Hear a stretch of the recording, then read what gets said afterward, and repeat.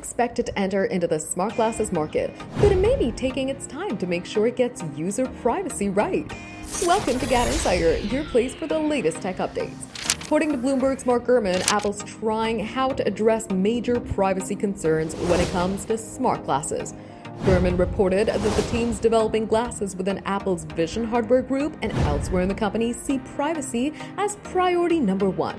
As eager as people may be to see Apple's take on smart glasses, it makes a lot of sense that the company is taking extra steps when it comes to this new hardware category, since it's already made a reputation of disrupting user privacy. To tackle these concerns, Gurman reported that Apple is working on several new hardware and software-related privacy features, which are not available on current products. On the software side, Apple might add some privacy protections, like the ones Meta uses, where it'll disable recording if it suspects that the light that indicates recording has been tampered with. However, Apple is also mulling over neutered versions of its smart glasses.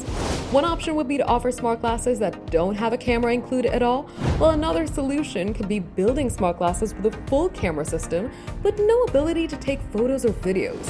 Apple smart glasses were initially scheduled to debut this year, but the timeline has reportedly been pushed back to next year. According to Gurman, Apple is expected to make its reveal during the next WWDC in 2027 and release the product by the end of 2027. Until then, Apple can learn what things it should look for as the privacy battle plays out with Meta and its AI glasses. For more updates, subscribe to GadInsider, like and share the video, and don't forget to press the bell icon so you never miss any update.